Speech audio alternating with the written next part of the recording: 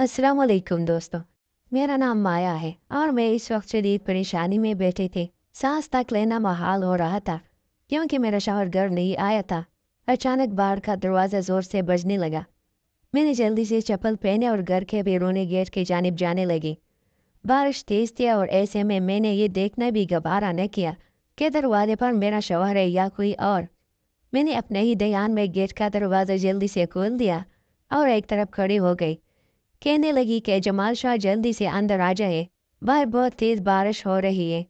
मैं तो इस तेज़ बारिश से पलट कर ले गई से मेरे भीड़ के नीचे से ज़मीन न्यू इतबार कर अपने उनके वहाँ पर जमाल शाह नहीं बल्कि चार हटे कटे शख्स गले थे। उन्होंने स्याह रंग की छतरियाँ अपने सर पर फैलाई थी। मेरा तो एक पल को सांस रुका था। कदम वही मजबंद हो चुके थे। कितनी ही देर पथराई नजरों से मैं उनका चेहरा देखती रही और फौरन हड़बड़ा कर 2 कदम पीछे हटी, अपना चेहरा उन लोगों से छुपाने लगी। बड़ी ही मुश्किल से मेरे हल्क से आवाज निकली थी कि कौन हो तुम लोग और मेरे घर में ऐसे कैसे घुस आए? मैं एक नेक पर्देदार खातून हूँ। आपको खुदा का वास्ता है, यहाँ से वापस चले जाइए। मेरा शौहर घर नहीं है। मैं डरते हुए जो मुंह में आ रहा था बोलती चली जा रही थी, मगर तभी उनमें से एक शख्स आगे बढ़ा और कहने लगा, आपको अभी और इसी वक्त मेरे साथ चलना होगा।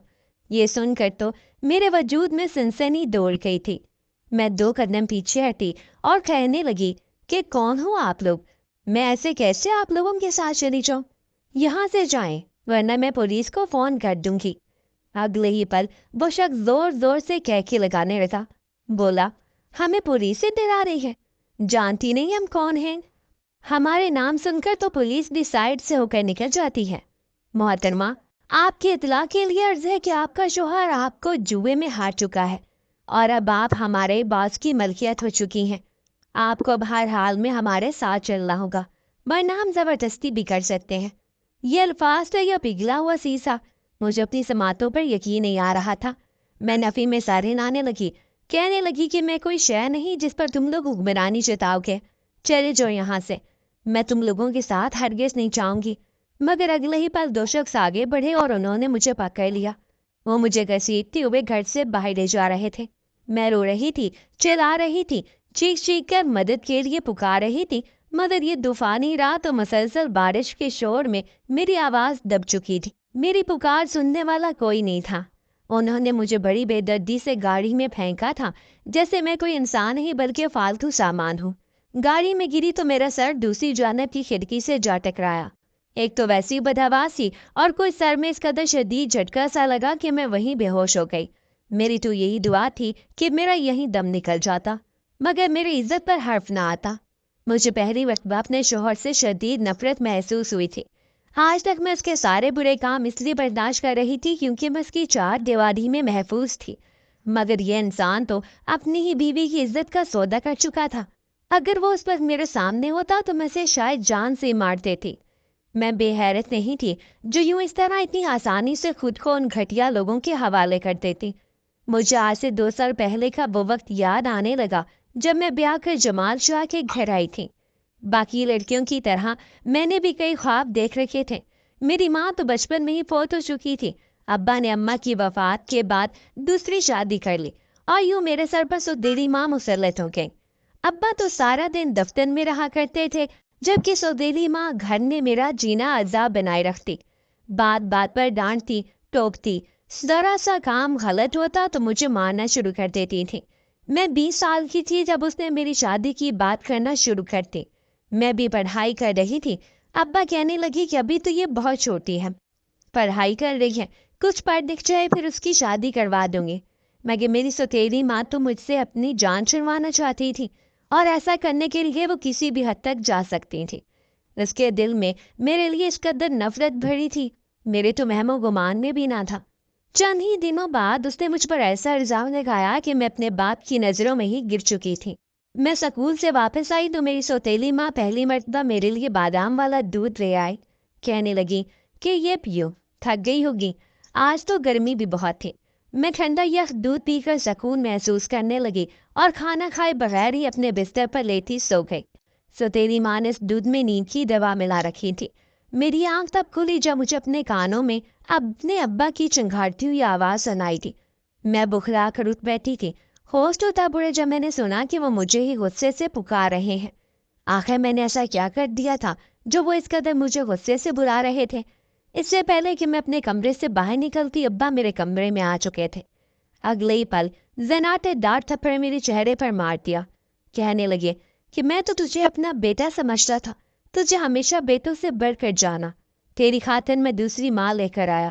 تیری دوسری ماں کہتی رہی کہ تیری شادی کر دوں، مگر میں نے کہا کہ میری بیٹی پڑھ لکھ جائے، اپنے قدموں پر کھڑی ہو جائے، تاکہ مستقبل میں سے کوئی تکلیف نہ ہو، مگر تو پڑھائی کے نام پر یہ گل کھلاتی بھی رہی ہے۔ یہ سن کر تو میں کانپ اٹھی تھی۔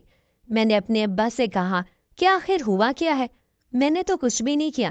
تبھی تو تیری ماں نے میرا بیگ فرش پر پھینکا تو اس میں سے کسی لڑکے کی تصویریں نکلیں۔ میں جانتی بھی نہیں تھی کہ وہ کون ہے۔ یہ سب کچھ میری ماں کا کیا دھرا تھا۔ میں رونے لگی۔ یہ سب کچھ میرا نہیں ہے، میں نہیں جانتی یہ کہاں سے آئے، مگر ابا نے مجھے اس رات بہت مارا تھا۔ مار کر کمرے میں بند کر دیا اور سوتیلی ماں سے کہنے لگے کہ جلد از جلد اس کے لیے رشتہ ڈھونڈو اور اسے اس گھر سے چلتا کرو، چاہے جیسا بھی ہے رشتہ لاؤ اور اسے یہاں سے چلتا کرو۔ میں مزید اسے اس گھر میں نہیں دیکھ سکتا۔ کل کو میری ناک کٹ جائے، اس سے بہتر ہے کہ یہ اپنے ہی گھر دفع ہو جائے۔ ماں کے بعد میرا باپ ہی وہ واحد سہارا تھا، مگر اپنے باپ کے منہ سے بھی یہ سب کچھ سن کر میں پھوٹ پھوٹ کر روتی رہی۔ تو دہلی ماں اپنے پلان میں کامیاب ہو چکی تھی۔ اگلے ہی روز وہ ایک رشتہ لے کر آئی۔ وہ ایک 40 سال کا مرد تھا، مگر میرے باپ نے دیکھے بھالے بغیر ہی میری ماں پر یقین کرتے ہوئے رشتہ طے کر دیا۔ میں گاؤں میں رہنے والی تھی، جبکہ میری بارات ایک گاؤں سے دوسرے گاؤں جانے والی تھی، اور یہ گاؤں بھی کوئی پڑوس میں نہ تھا، بلکہ دونوں گاؤں میں 3 گھنٹے کا فاصلہ تھا۔ میرا رشتہ طے ہوا تو میرے والد کمرے میں آئے۔ میں نے سوچا تھا کہ شاید ان کے دل میں اپنی بیٹی کے لیے کوئی محبت جاگ جائے، وہ آنکھوں سے اپنی بیوی کی پٹی ہٹا کر مجھ پر یقین کر سکیں، مگر ایسا کچھ نہ تھا۔ والد میرے پاس آ کر کہنے لگے کہ میں نے تمہارا رشتہ طے کر دیا ہے، 2 دن بعد تمہاری رخصتی ہے، واپس اپنے میکے قدم مت رکھنا، تمہارے سارے رشتے ناطے اسی وقت ختم ہو جائیں گے جب تمہارے قدم اس دہلیز سے باہر نکلے گا۔ میرے لیے تو میرا میک اپ بھی ختم ہو چکا تھا، اب جو کچھ تھا میرا سسرال تھا۔ میں شروع سے ہی سومت سلاد کی بڑی پابند تھی۔ میری ماں نے مجھے یہی سکھایا تھا۔ میری رخصتی شامیر کے ساتھ ہو چکی تھی۔ شروع میں تو شامیر نے میرے ساتھ بڑا ہی اچھا رویہ رکھا۔ شادی کی 2 ماہ بعد اچانک میری طبیعت خراب ہونے لگی۔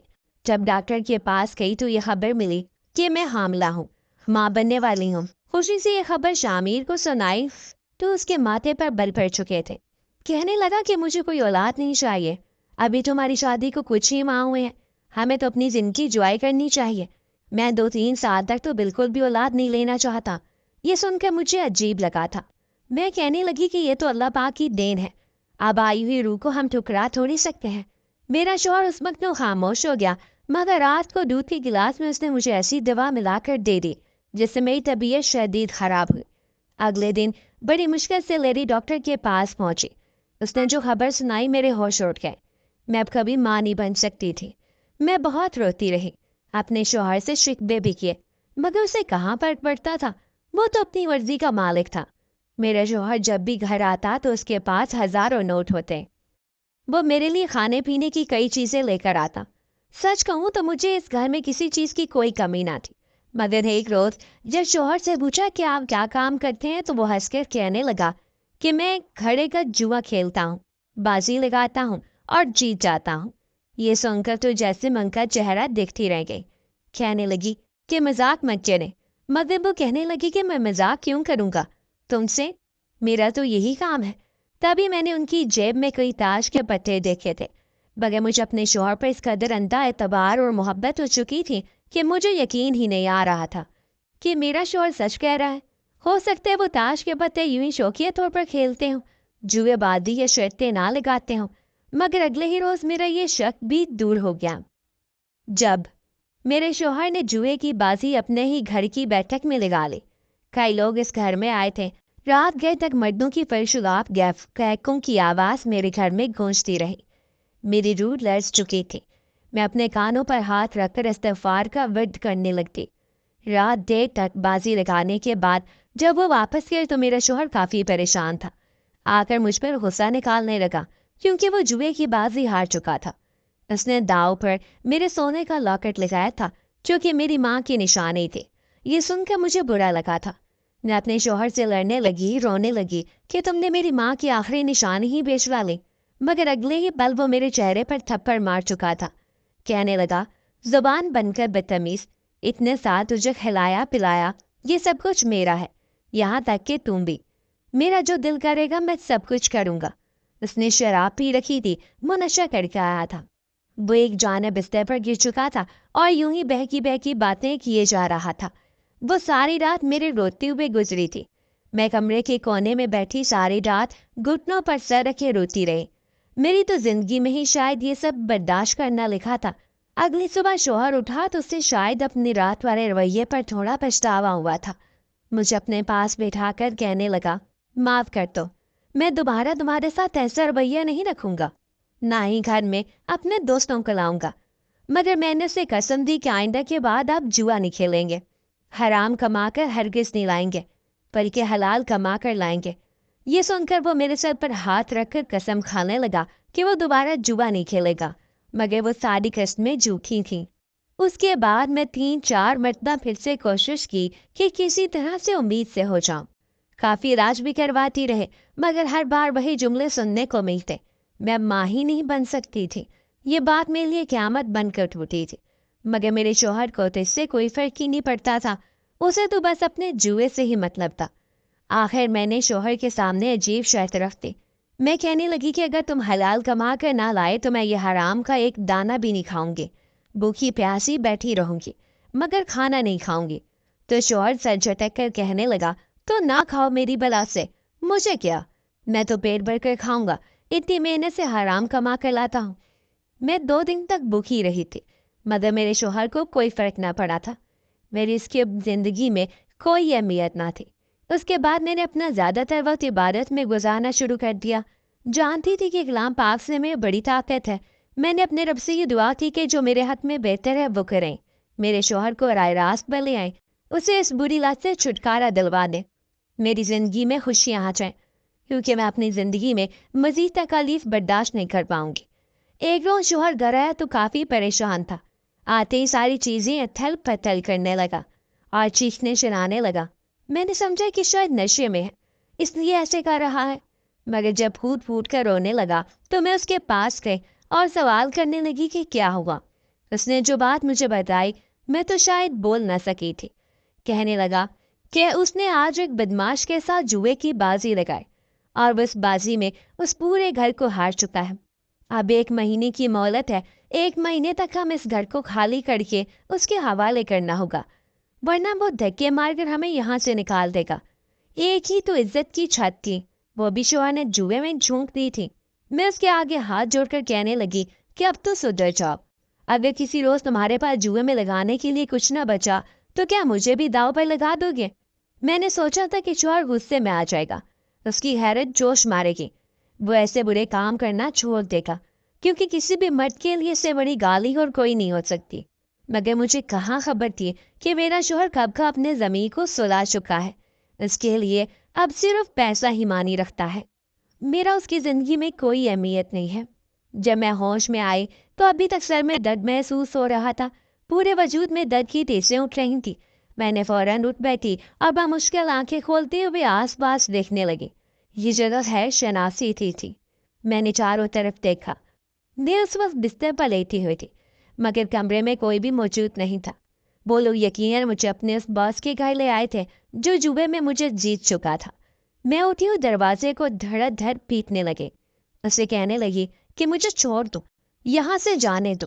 आप लोगों को खुदा का वास्ता है, मेरे साथ कुछ भी गलत मत करना। मगर दरवाज़ा ना खुला। मैं वहीं दीवार से लगी रो रही थी कि तभी कमरे के बाहर कदमों की चाप सुनाई दी। कुछ ही देर बाद एक शख्स कमरे में दाखिल हो चुका था, जो कि 40 से 45 साल के दरमियान का था। शक्ल से ही वो अच्छे किरदार का मालिक नहीं लगता था। वो मेरे सामने आकर कुर्सी पर बैठ गया और मूंछों पर हाथ फेरने लगा। फिर बोला, मैं तुमसे ज्यादा तुम्हारे शौहर पर हैरान हो रहा हूँ, जिसे तुम जैसी खूबसूरत बीवी की कदर न की और तुम्हें जुए में हार दिया। बोलो क्या सलूक करूं तुम्हारे साथ? मेरे साइड पे गिलास पड़ा था, मैंने पूरी शिद्दत से खींच के दे मारा, मगर वो एकदम से साइड पर हो गया। गिलास झनाके से जमीन पर गिरा तो एक मुलाजमा भागी हुई अंदर आई और कांच इकट्ठे करने लगी। मैंने कहा, मुझे छोड़ दो और जाने दो यहाँ से। वो कहने लगा, मैं तो तुम्हें छोड़ दूंगा, मगर कुछ दिन बाद तुम्हारा शौहर फिर से कहीं ना कहीं जुआ खेलकर तुम्हें हार जाएगा और हर बार तुम्हारी किस्मत साथ नहीं देगी। तुम चाहो तो अपने शौहर से तलाक लेकर मुझसे शादी कर सकते हो। मैं बदमाश नहीं हूँ। हाँ, बदमाशों की थोड़ी बहुत सरपरस्ती ज़रूर कर लेता हूँ, मगर बेहैरत नहीं हूँ। तुम्हारे शौहर की तरह तुम्हें जुए में हार जाऊँ। उसकी बात मेरे दिल को लगी थी। वो कमीना शौहर मुझे यहाँ छोड़कर खुद ना जाने कहाँ गायब हो गया था। अगले कुछ दिन बाद उसने मुझे तलाक दिलवाई और इज्जत से अपने घर रखा और फिर मुझसे शादी कर ली। मेरी जिंदगी एकदम से सुकून में आ चुकी थी। मेरे शौहर बहुत पैसे वाला था, मगर वो किसी के साथ भी नाजायज नहीं करता था। गरीबों की मदद करता था। बस थोड़ा बहुत उसका उठना बैठना ऐसे लोगों से था जिनकी सोसाइटी खराब थी। कुछ अरसे बाद वो मुझे लंदन ले गया और मेरा इलाज करवाया। 3 साल बाद मैं उसके बेटे की माँ बन चुकी थी और मेरे शौहर मुझसे बेहद खुश था।